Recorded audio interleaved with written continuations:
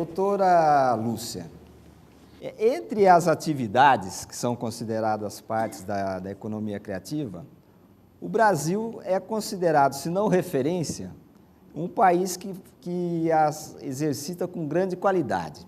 Vou citar alguns exemplos: propaganda e publicidade, arquitetura, moda, cinema cada vez mais, música e televisão. O Brasil pode ser considerado um país de economia criativa forte? Olha, é preciso diferenciar a economia criativa de um país inovador. O Índice Global de Inovação, que foi publicado há pouco tempo, no final do ano passado, coloca no Brasil numa 57º lugar, bem atrás de economias com PIB, com uma renda per capita menor do que o Brasil. Quando a gente vai abrir esse índice para descobrir por que o Brasil está tão mal no índice de inovação, nós percebemos que duas questões aparecem bem claramente. Uma é a qualidade da educação, que está formando poucos pesquisadores, poucos profissionais criativos e capazes de gerar negócios inovadores, e depois o ambiente de negócios, que o Marcelo aqui já falou, que realmente cria com muita burocracia, que não rima com inovação, né? A burocracia sempre não rima com inovação. Outra coisa que eu acho que precisa que nós precisamos mudar. O Brasil não é um país com economia criativa tão consolidada por um aspecto cultural também, que é punição ao erro, né? Que é punição à falha. A inovação só acontece se as pessoas têm coragem de tentar e falhar, né? Um empreendedor médio nos Estados Unidos, até a sua empresa dar certo, ele falhou pelo menos 4 vezes antes. Se esse empreendedor é punido severamente com corte de crédito, com um valor cultural de fracassado, dificilmente ele vai tentar de novo.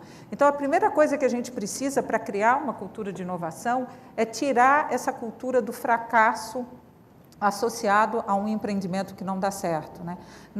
Nos países que estimulam muito a inovação, o fracasso é visto como uma etapa de aprendizagem necessária para você melhorar o seu modelo de negócios e aí partir novamente para o mercado. Então, essa mudança cultural é muito importante que aconteça. Então, em todos os índices, tem vários, tem índice da capacidade de inovação, índice global de inovação, infelizmente o Brasil não está bem colocado. Agora, nós recebemos aqui uma pergunta para você, Machado. É do Fernando Souza, de Passos, Rio Grande do Sul. Ele pergunta pela Rede 55. Ele está com a seguinte dúvida: a economia criativa tem a ver com o turismo. O turismo é um polo da economia criativa. Mas o turismo é algo muito mais antigo do que acontece hoje na economia criativa. Mudou o conceito de turismo? Excelente pergunta, Fernando, até porque essa dúvida provavelmente passa pela cabeça de muita gente. Como eu expliquei anteriormente, você tem aí algumas controvérsias. Alguns dos maiores especialistas nesse tema trabalham com conceitos diferentes. O conceito mais estrito, por exemplo, não inclui esporte e turismo no rol das atividades chamadas da economia criativa. Num conceito mais abrangente, que vai trabalhar com classe criativa, provavelmente esses dois segmentos vão entrar. Mas eu vou te dar uma resposta. O turismo é muito mais antigo do que a economia criativa e a relação que se estabelece cada vez mais é que o turismo ele pode receber uma grande injeção, um grande estímulo através da economia criativa. Você tem exemplos, quer dizer, um dos substratos das pesquisas da economia criativa, já indo para o campo aplicado, é a ideia das cidades criativas ou da formulação de políticas públicas para o desenvolvimento das economias criativas. E você tem aí exemplos de cidades que não eram atrações turísticas, encontraram em alguma atividade que faz parte da economia criativa a razão de ser para se transformarem num grande polo de atração turística. Vamos pegar no caso do Brasil, Parintins, lá no Amazonas, onde você tem a festa do boi. Hoje é uma festa extraordinária que movimenta uma economia fantástica, não apenas naqueles dias da realização da feira, mas hoje o pessoal que trabalha, que abastece a Festa do Boi de Parintins, presta serviços para escolas de samba do Brasil inteiro, se apresenta em shows no Brasil e no exterior. Então você tem toda uma movimentação econômica extraordinária em cima de alguma coisa que apareceu lá, que era uma festa regional. Ainda indo para o Nordeste ali, um pouco para o lado, você tem as festas juninas. Há uma disputa muito grande, por exemplo, entre Caruaru e Campina Grande. Qual delas é a mais fantástica festa junina do Brasil? E, de novo, a gente fala, mas a festa junina dura um mês. Não, mas você tem a economia desses lugares funcionando durante meses e meses. E você tem casos, por exemplo, de cidades que são completamente diferentes, que são super bem equipadas, super bem aparelhadas, mas que também podem ter, através da economia criativa, um estímulo ao desenvolvimento do turismo. E eu vou dar o exemplo de São Paulo. Dificilmente alguém vem a São Paulo pelas belezas naturais de São Paulo. Eu sou apaixonado pela minha cidade, mas reconheço que não dá para comparar com Floripa, com Rio de Janeiro, com uma série de cidades maravilhosas que você tem no Brasil. Mas cada vez mais as pessoas vêm a São Paulo e permanecem por mais tempo em São Paulo. Aquelas pessoas que vêm para o turismo de negócios, que era uma característica de São Paulo, elas permanecem aqui por quê? Porque São Paulo vem se transformando exatamente numa cidade, um exemplo fantástico de cidade criativa, onde você tem equipamentos, museus, instalações, teatros, restaurantes, cinemas e atividades criativas quase que o tempo todo. A semana passada nós tivemos aqui em São Paulo o Campus Party, que reuniu ali milhares de internautas, de adeptos da tecnologia da informação, e é uma coisa que começou há 5 ou 6 anos atrás pequenininho, hoje já atinge milhares de pessoas e, pelo que eu vi hoje nas manchetes de jornais, o Eike Batista vai levar isso para o Rio de Janeiro a partir deste ano ou do ano que vem, e a ênfase no Rio de Janeiro vai ser exatamente a economia criativa. Então esse casamento entre serviços e alguns setores de produção manufatureira, etc., podem dar um estímulo muito grande ao turismo, respondendo então à pergunta do Fernando. Marcel, agora é para você. Marcelo Tavares, de Gravatá, Pernambuco, pelo Facebook. Como os empreendedores brasileiros podem aproveitar o crescimento do poder de consumo da classe C para expandir ou criar novos negócios? É uma janela de oportunidade que está se abrindo? É uma grande janela de oportunidade. Nós incorporamos no mercado de consumo cerca de 40 milhões de pessoas nos últimos 5 anos, pessoas que entraram no mercado com grandes demandas, porque antes não tinham acesso a uma grande gama de bens, e hoje você tem também o crédito como um instrumento que facilita você atingir esse tipo de consumidor. Nós tivemos uma queda da taxa de juros, o alongamento dos prazos do crediário, que faz cair o valor das prestações. Então, hoje, esse consumidor da chamada classe C está demandando bens de maior valor.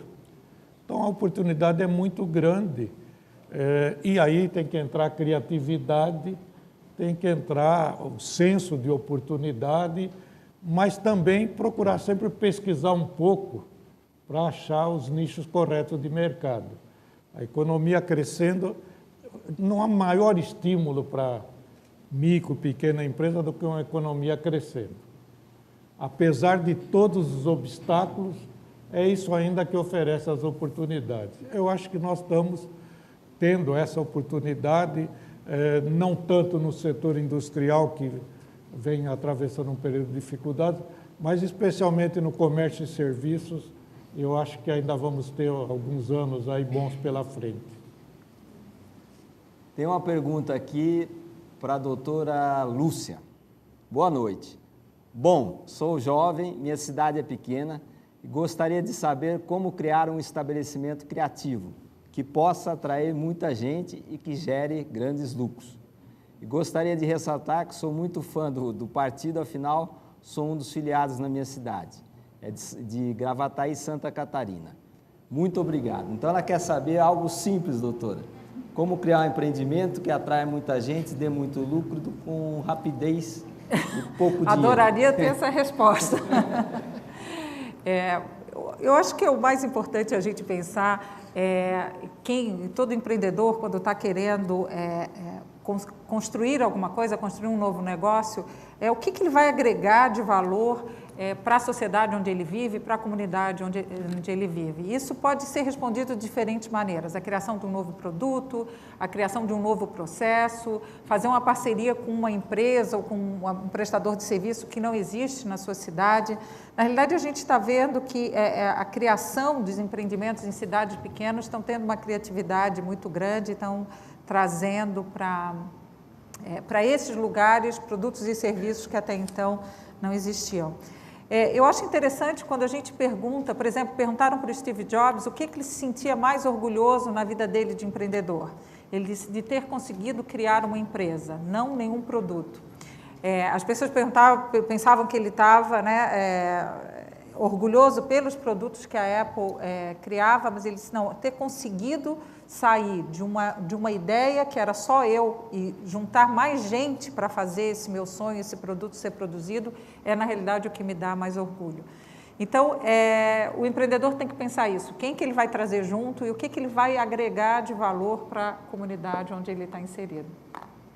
E a Janaína Tibiriçá Lopes, de Itajaí, também de Santa Catarina, pergunta também para a doutora Lúcia. Como incentivar o espírito empreendedor dos jovens brasileiros? Na escola, fundamental e básica, ou na faculdade? Essa é outra pergunta interessante. A escola talvez seja a única instituição que não mudou nada desde o século XIX. Desde que ela foi criada, a escola é um professor ensinando para um grupo de alunos. Da mesma maneira, os conteúdos mudaram muito pouco. Então, a pergunta que se faz nesse mundo de inovação, de rapidez de geração de conhecimento e informação, por que a escola não muda? A maneira com que a escola está organizada hoje, ela não vai conseguir criar essa geração de empreendedores criativos que nós precisamos para colocar o Brasil nesse patamar. E tem vários estudiosos, então, se perguntando, como que eu mudo a escola? Como eu inovo dentro da escola? E talvez essa seja a barreira mais difícil de nós quebrarmos. Agora, quando o Brasil está pensando em qualidade de educação, a gente tem que pensar também em formas inovadoras de trazer para dentro da sala de aula. Saiu na imprensa semana passada que o Rio de Janeiro criou a primeira escola sem sala de aula, sem quadro negro, sem muros, né? Vamos ver o que vai trazer essa experiência. O ano passado, passei um tempo na Universidade de Stanford com essa pergunta, o que existe hoje em dia de inovação para a educação? O que forma crianças inovadoras, com vontade de empreender, com autoconfiança para empreender? Na realidade, o que eu vi lá não teve nenhuma fórmula mágica. Não é nenhuma grande tecnologia. É claro que a incorporação das tecnologias, eu tenho um filho adolescente que diz que quando ele vai para a escola, ele sai de casa no século XXI e entra na Idade Média, porque ele é obrigado a desligar o iPod, iPad, todos os artefatos que ele anda 24 horas ligado por dia. Quando ele chega na escola, ele se desliga e ele diz que entra na Idade das Trevas, né? Entrando na escola. Imagina, a escola teria que ser exatamente ao contrário, né? Teria que ser como é que eu entro na escola e entro num ambiente estimulante que vai me fazer mais criativa, que vai me trazer mais ideias. O Salman Khan esteve aqui no Brasil há 2 semanas atrás e muita gente interpreta errado o que o Salman Khan está trazendo. Muita gente diz, o que adianta trazer vídeos para dentro? Quer dizer que agora a criança não precisa ir mais à escola, ela pode ficar em casa assistindo um vídeo pela internet. O que ele está propondo é algo muito profundo. Ele está dizendo que a escola não tem sentido mais como apresentadora de conteúdos para os jovens. Os jovens são apresentados a novos conteúdos o dia inteiro pelas redes sociais, pela internet. A escola devia ser o lugar e o espaço que se discutisse essas ideias, que o professor fosse o mediador, que ele desafiasse essas crianças e jovens a pensar criticamente sobre esses conteúdos que eles são expostos. Então, nós precisamos mudar, e aí não é só na faculdade é tarde demais. A gente tem que começar no jardim de infância, já propor para as crianças que elas sejam criativas.